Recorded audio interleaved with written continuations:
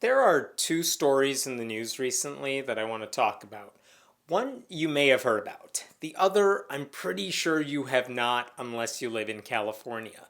But I think they highlight something important about how conservative Christians, and conservatives in general, will simplify stories that are actually somewhat complicated in a way that is misleading and dishonest. They're spinning the stories because they know most people, certainly the sort of people who watch Fox News Channel or read right wing Christian websites unironically, won't ever question them on it. It's extremely harmful, but this stuff spreads so quickly online, and you need to be on the lookout for it. I'm sure many of you are, but still, it's important to know how they do this, and I think these two examples are pretty clear cut. The first story involves the pandemic and how many people have died from the virus. As I'm making this video, the death toll is over 180,000 Americans. Now, there's a pastor named John MacArthur of Grace Community Church in California. He's been one of the most prominent Christian COVID deniers in the country. He has sued the state for the right to hold massive indoor services without masks or social distancing. He flat out celebrated his church's rejection of those protective measures, even saying to his congregation, quote, "The good news is you're here, you're not distancing, and you're not wearing masks," unquote. This guy wants to put people in harm's way, and the government is having a hard time stopping him from doing that. Well, this past weekend, in a sermon, he said this, and I'll read the quote because I don't want to play the clip and have this whole video get taken down. He said, quote, "The CDC, the Centers for Disease Control, which is the national organization, government organization, that is to report to us truth about disease, said that, in truth, 6% of the deaths that have occurred can be directly attributable to COVID. 94% cannot. Of the 160,000 people that have died, 9,210 actually died from COVID.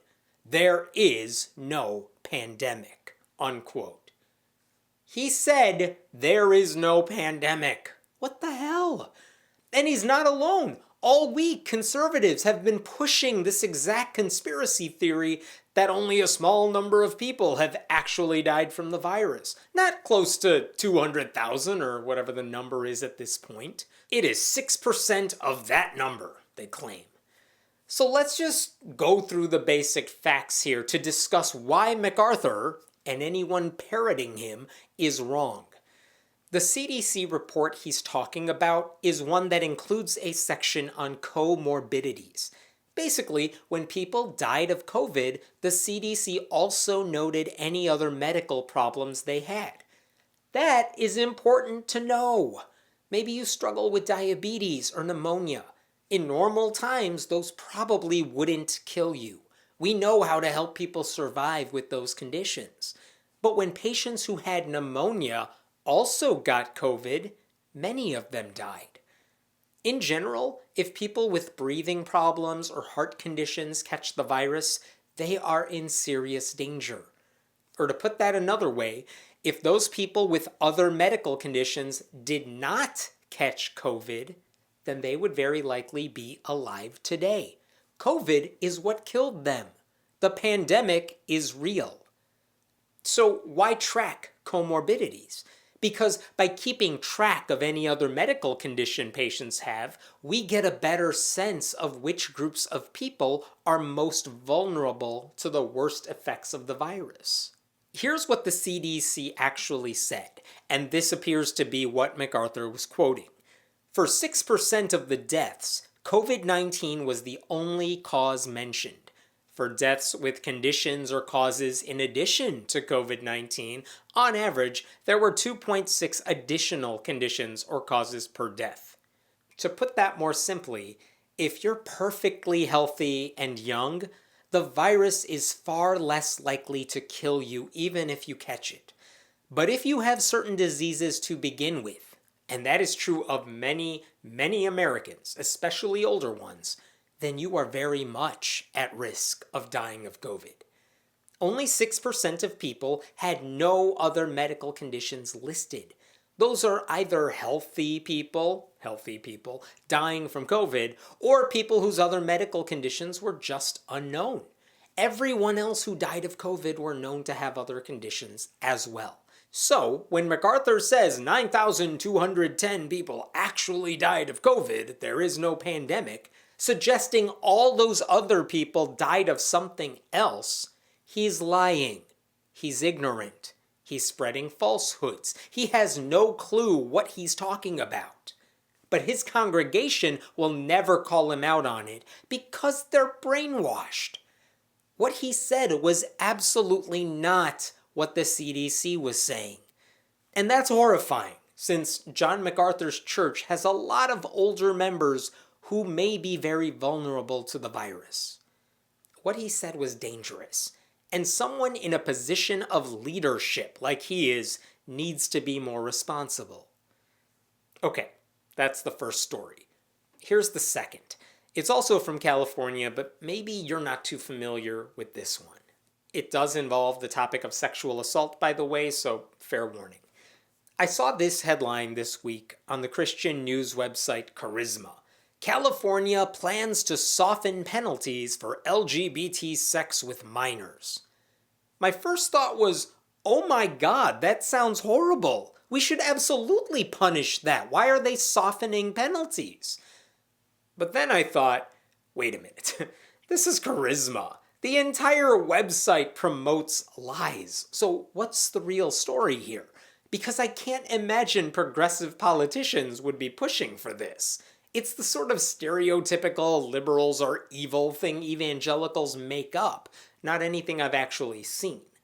So I did what I think a lot of Charisma's readers would never do. I looked into the actual story. Here's the deal. For decades now, there's been a law in California that provides some room for discernment regarding a troubling issue.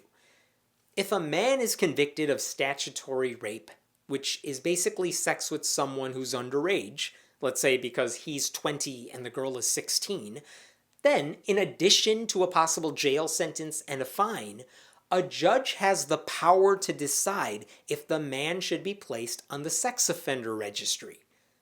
Why is that not automatic? A couple of reasons. Going on such a list, in theory, is a very, very big deal. It's one of those permanent black marks on your record. It would effectively block someone from finding work in the future. And if the girl becomes pregnant, it would become even harder for the man to support her and the child. Basically, a judge has the power to decide if a man who's already been convicted of a crime and already been punished for it should get this additional punishment. And maybe, just maybe, there are situations when a judge feels like he's paid enough of a price. He's not the sort of person society needs to fear, even if he committed a crime on the books. That's what this leeway allows for. So a judge could say he doesn't need to go on the registry.